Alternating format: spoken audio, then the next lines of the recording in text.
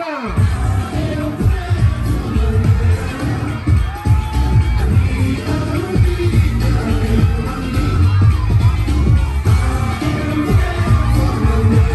Muli po, your next representative of Mabasa and Vice Mayor G. Atienza!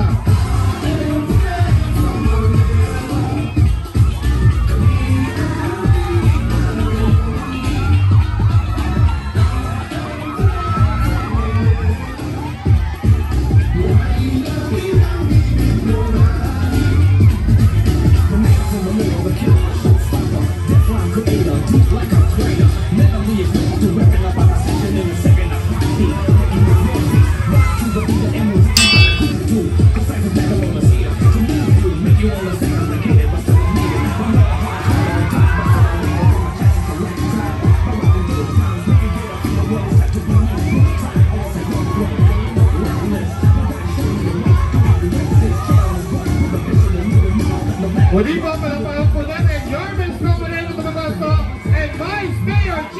Atienza!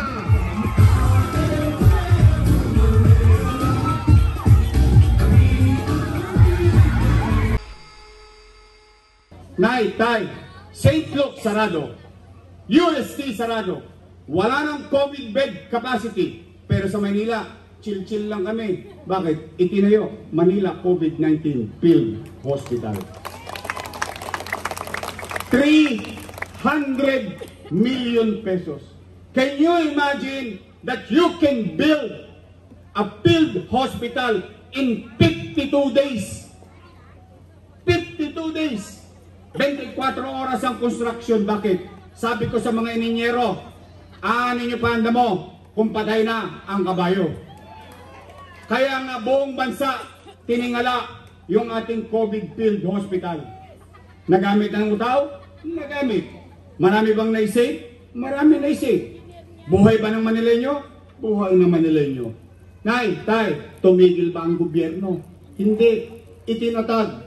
Condominium 1. Condominium 2. Binondominium 1. San Lazaro Residence. San Sebastian Residence. Pedro Hill Residence. Basek Community. Itinatag. Basek Hospital. 3 years ago, natapos ko na yon. 3 years after, sarado pa rin. Kung may kakilala kayo sa mga taga-Baseco, ipagtanong ninyo.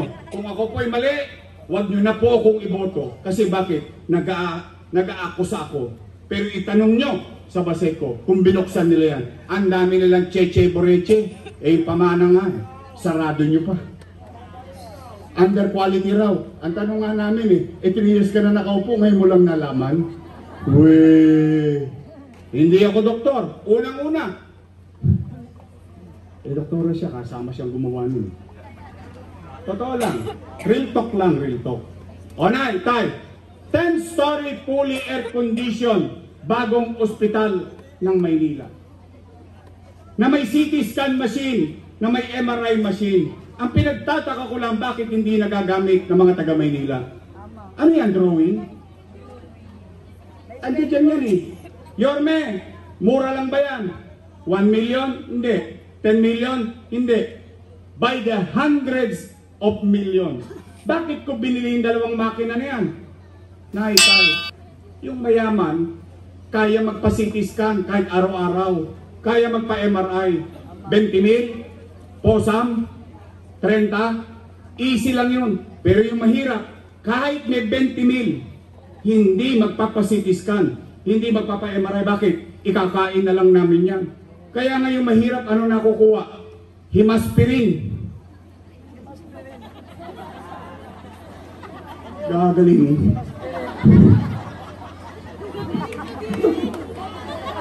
Gagaling. Totoo. Mahirap maging mahirap, lalo kung may sakit ka. Nay, Tay, Rosario Almario Elementary School, 10-story fully air-conditioned public school. Albert Elementary School, 10-story fully air-conditioned public school. Manila Science High School, 10-story fully air-conditioned public school. Magsaysay High School, nung umalis ako, 5th story na. Ngayon po, 3 taon na akong wala, fifth story pa rin. Tingnan niyo po sa Santa Mesa. Sa may Espanya. Makikita niyo to. O nay, tay, noong nakaraang linggo, nung isang buwan, nag-cutting ribbon sila ate. Ang sabi nila, sila daw ang gumawa ng Pedro Hill Residence at San Sebastian Residence. Wow! Noong nakikinabang na ang tao, sila ang may gawa. Pero yung pinapagawa nun, inutang ko, kasalanan ko. Nay, tay, mali daw ang ginawa ko. Mali daw. Mali daw eh. O sige, pagpalagay na natin. Total, nagbigay naman sila ng 1,000. Saka 5 kilong bigas. Payagan natin ng konti. Kung mali ang ginawa ko, edi mali din sila. Bakit? Eh kasama ko silang gumawa nun eh. Tama ba? Sino vice mayor ko nun? Eh ba't nila inaprubahan? Mali pala. Bakit nila ako inutorisa? Mali pala. Bakit nila ni-ratify? Mali pala. Nung araw, palakpak pa. Paabot-abot pa ng food box yung mga nyangga pa. Ngayon lahat mali. Eh nay, tay. Eh kung mali yung ginawa ko, at least, ito ako sa harapan ninyo. Pinaninindigan ko lahat ang ginawa ko. Hahayaan ko kayong humusga sa akin. Pero isa lang at least masasabi ko sa sarili ko. Pagdating ng araw, salamat sa Diyos. Nakaraos kami nung pandemya.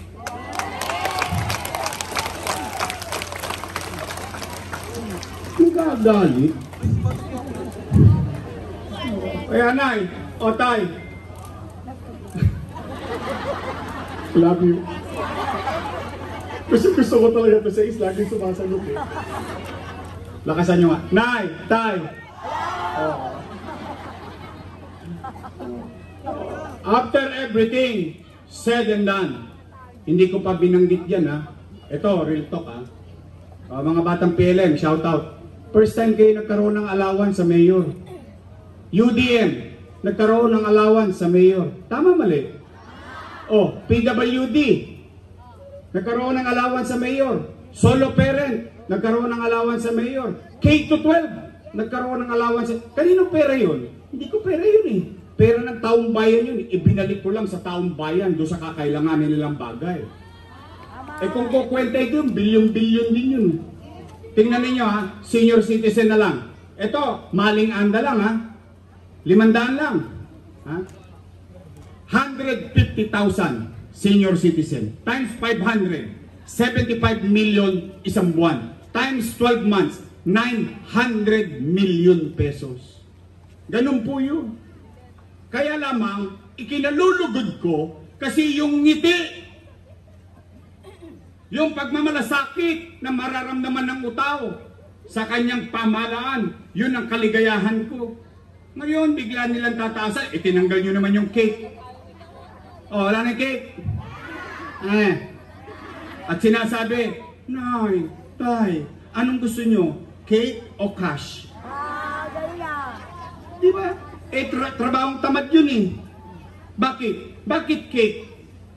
It's not about the money. It's not about the material thing. Totoo. It's the effort. It's the action that matters. You're showing love, care, and compassion to your elders in the city of Manila. Ngayon, tutuyayin mo yung mga matatanda. Ano kami, rabbit? Nagisa ng karot? Eh, charot nyo. Totoo lang. Kaya ako nababagabag. Kaya ang akala ko, itutuloy na lang nila yung nasimulan ko na. Bakit kailangan pambaguin? Alam nyo ba, ito sa mga bata yung matatanda, alam to. Alam nyo ba na kapag ang lola ninyo may sakit, lolo nyo may sakit, 6 na taon, di 2 eleksyon na hindi nakaboto, tama mali? Tama. Tanggal na sa listahan ng botante, tama mali? Pero boy pa, humihinga pa, tao pa. Alam nyo bang wala na silang pensyon? Tulong guess na to. Di ba Pagdadamot mo pa ba yung 500 sa matanda? I mean, nasaan ang puso natin? Kailangan may boto bago may pensyon. Kaya yan si Mr. Pwede, dapat hindi na yan pwede, ha? Nauna yabang yan, eh. Hindi nyo man nakikita yan. Tuwing eleksyon, nagbibigay ng card, dito ka boboto. Hindi totoo. Ako, sa akin lang, ha, basta tao pinag-uusapan. Magkasalubong-salubong na kami ng landas. O nay, tay, after everything said and done, gusto nyo pa ba akong bumalik? Yes. Dami kong utang eh. Tay, nay, hindi ka ba naawa sa akin? Ang dami ko binabayarang utang. Totoo? Eh. Baka sinacharot-charot ko lang ako. Eh kasi kaya naman ako tumakbo, kayo nanawagan. Pampahinga na ako eh. Eh kung binuti lang nila yung trabaho nila, di sana wala nang babalik. Maghahanap ba ang tao ng iba kung nagbuti sila? Tama ba? Gusto niyo ako pumalik? Pataas ka kamay na gusto ko bumalik. Eh. Talaga? Hanggang dulo? Kayo? Promise? O sige, babalik na tayo. Baka madala kayo ng AX. Akap. Alam mo, usong-usong ay si Mang Kanor. Ikaw ilayakapin namin! Oh, nay, tay. O sige. Ano naman ang gagawin ko? Di ba dapat ganon? Ano ang ginawa mo sa nakaraan? Kanina, kwentong may kwenta. Pero yun yung dati. Tama mali? Ano naman ang gagawin mo sa kinabukasan? Yun ang dapat naririnig sa mga kandidato. Tama po ba? O nay, tay, anong una kong gagawin? Pero kayo sasagot. Kasi kumpirmado na to, I think by 500,000 people since the start of the campaign. Nay, tay, napapansin nyo ba? Gusto ko yung mga matatanda rito. Alive na alive pa, alas 10 ng gabi. Oh. Nay, tay, napapansin nyo ba dumudugyot ulit ang Maynila? Talaga? Napapansin ko rin eh. Ako, City Hall! City Hall, madumi na! O nay, tay, may awa ang Diyos. Sa tulong nyo, nakabalik tayo. Ang una kong gagawin, lilinisin ko ulit ang lungsod ng Maynila. Pangalawa, kayo matanong ko, napansin nyo ba nagbali ka na naman ng mga tulunggis ngayon? Limasin ko na naman ng mga hold-upper sa snatcher ngayon. At dumami na naman ang adik. Ay, mga adik.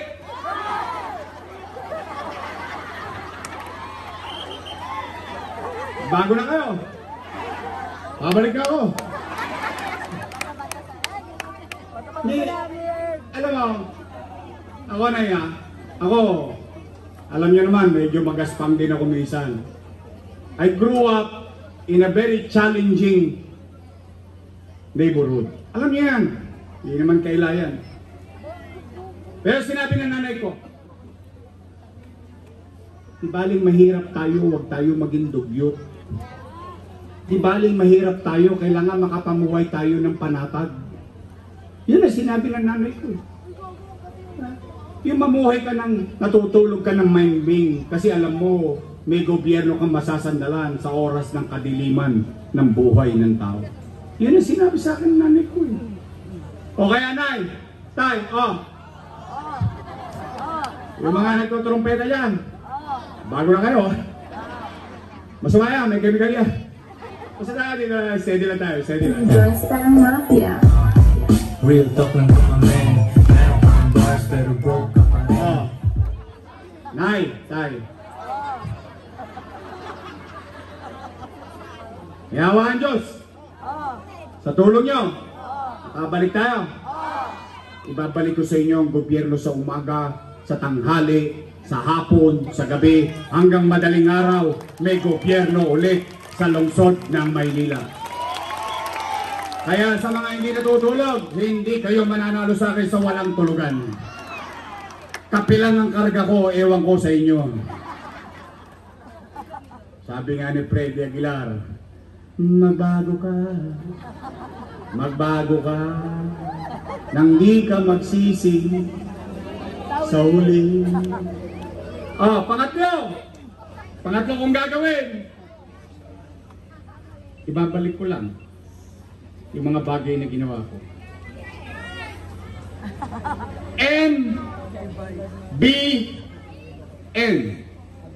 Minimum Basic Needs. Housing, education, healthcare, and jobs. Bakit yun? Bakit yun? Yun po ay may resulta na. May isang tao na gumawa nun.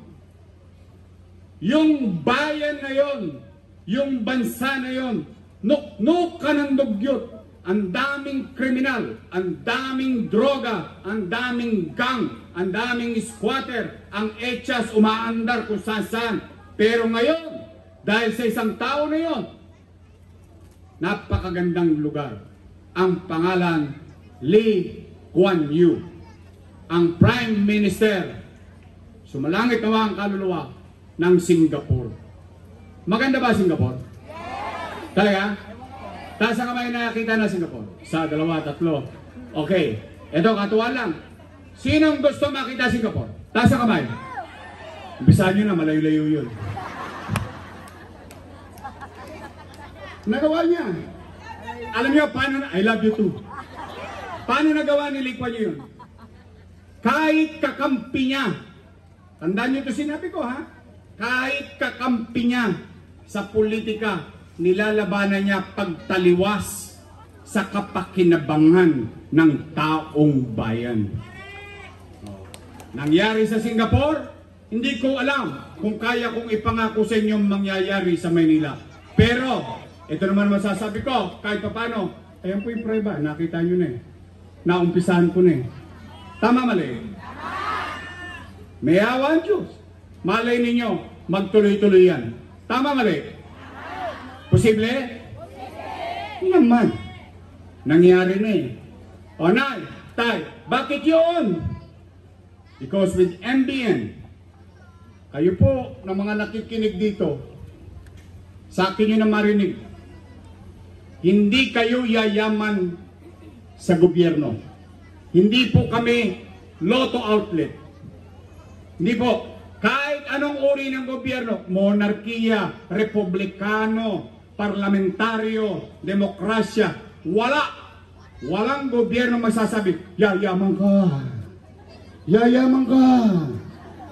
Walang ganon, hindi totoo yun. Kaya yung mga AX, akap na yan, tupad-tupad, hindi, pampamantika lang sa labi yan. Pero, anumang uri din ng gobyerno, kayang pataasin ang antas ng pamumuhay ng kanyang mamamayan. Yan ang gagawin ko. Yan ang gagawin nating lahat. Yan ang mangyayari sa lungsod ng Maynila. Ano pang gagawin ko? Wala na po, uwi na. Ay, mahirap yung over-promise eh. Buti na yung under-promise, over-deliver. O kaya nay, tay. Nay, tay. Lola ko. Lola ko. Tulog na kayo. Gusto niyo pa ba akong bumalik? Promise? Eh baka naman maakit kayo sa akap. Pero alam mo ha, ito katuwaan lang. Sa totoo lang, bawal na yung ginagawa nila eh. Totoo, I mean, real talk lang. Pero nandiyan na yan. Tanggapin nyo lang ang tanggapin. Lalo na tupad. Buri mo, walang kabagay-bagay. Kukuha ka ng walis sa may picture.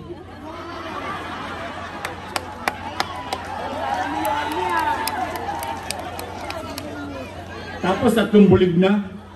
Huwag nyo lang padadaan sa chairman. Baka naman mabukulan na naman kayo. Bawas na, katkong na, katkong. Katkong? Oo. Talaga? May mananaga? Talaga? Kaya si Congress pa yung kailangan. Konti na lang, kinatkong pa. Kala ko ba malinis?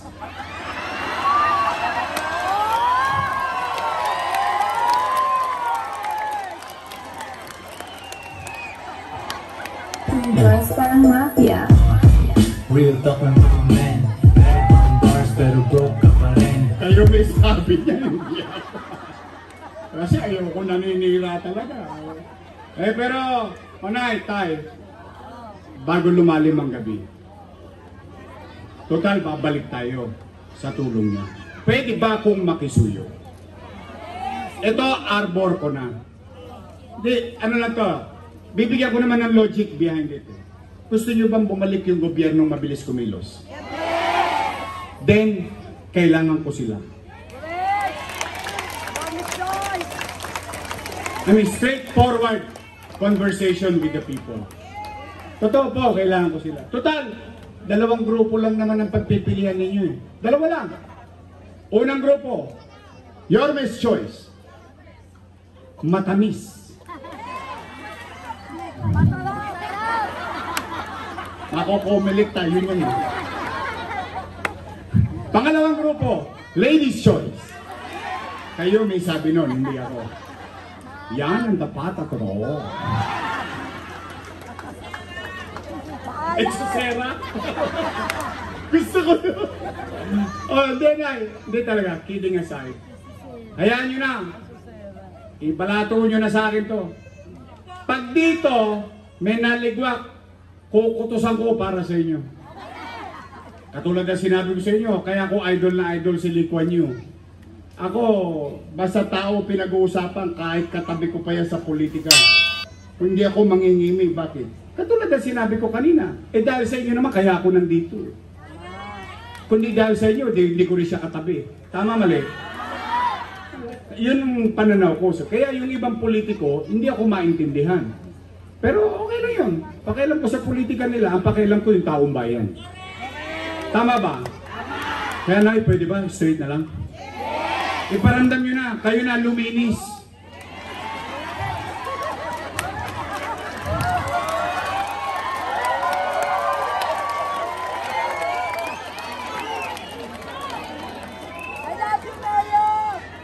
Basta ako na regalo ko sa inyo yung Pamana Health Center. Yung kanina mga plano, malalaking bagay yun. Yung maliit na bagay, igarantihan nyo na ibabalik ko yun. O, Nay, Tay. Nay! Tay! Lo! La! Pwede ba? Nandito dito! Kaloy! Walter! Castañeda! Kid Marasigan! Doc Mercado! Elmer Joel Par! Christian Joey Wall! At pilip ako sa inyo mga taga-sais, patay na, bumangon pa.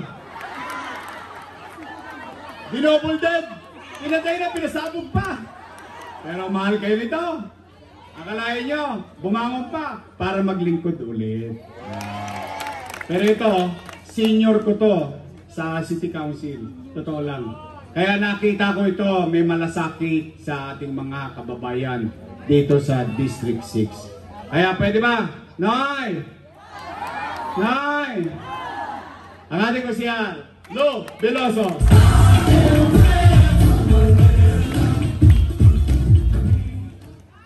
Nay! Tay! Pwede ba? Palitan nyo na yung congressman nyo? Ako nagugulat talaga eh. Kaya tama yung sinasabi ng mga matatandang, magsipag-ingat kayo sa bulaang propeta.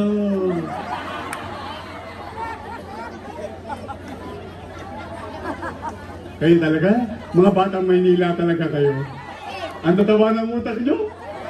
Talaga isa ang pena natin eh. Pero nandiyan na yan. That's water under the bridge. Nay, Tay, pwede ba? Ang congressman natin. Joey! Oy!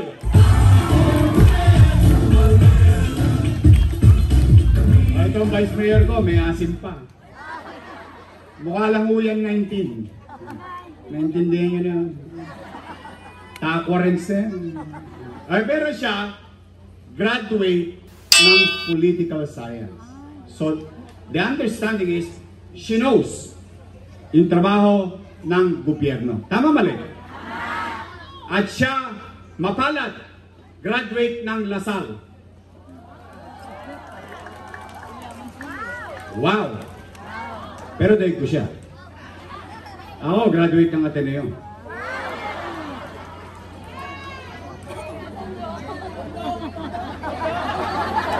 Parang ayaw niyo maniwala. Yeah, I'm very good in English. Your English is good. But I need cash. Joey, pabali nga. Ay, pero kidding aside, siya ay aral sa kanyang ama as Vice Mayor and Presiding Officer. So she knows the job, and I think she will be a good Vice Mayor for the sangguniang panglungsod ng Maynila. Ang ating Vice Mayor, Chi Atienza.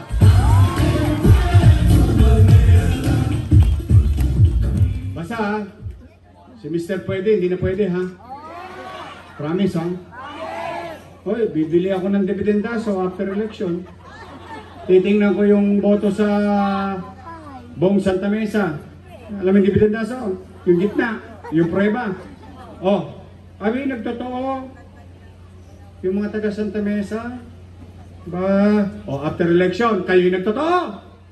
Oh, ako naman ang singilin ninyo. Pwede?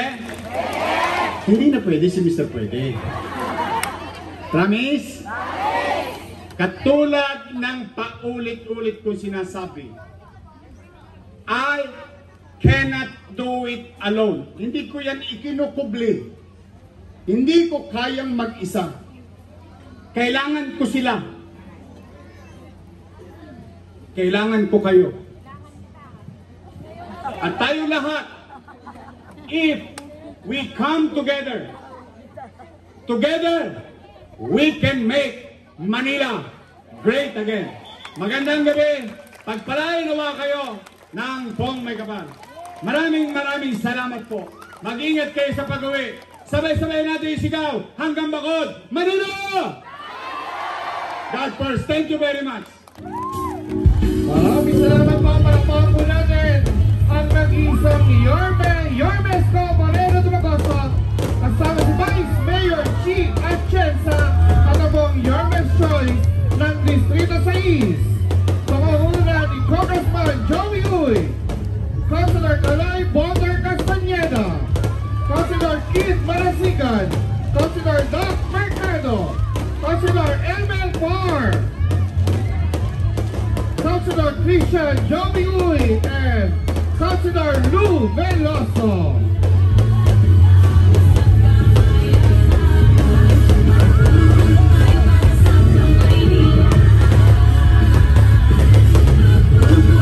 Pinapatinig po natin ang Alyansa Iskochi ng Distrito 6 from Barangay 597, Zone 59.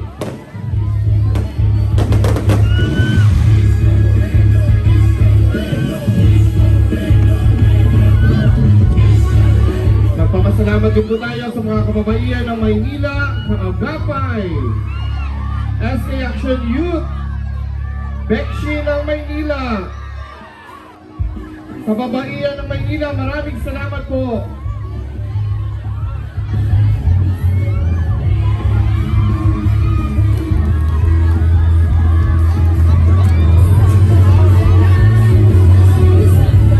Salamat po tayo sa Barangay 597 kay Chairman Kiko Blanco and Council, Barangay 596 Chairman Joseph Palahurin and Council, Barangay 595 Chairman Elmo Canino and Council, Barangay 598 kay Chairman Polinis, kay Kagawad Marichu Seha, Kagawad Cherry Alejo, Barangay 594 kay Chairman Aranda. Sa atin po masisipag na Barangay Tanod, maraming salamat po mga kagawad at mga kapulisan, maraming salamat po.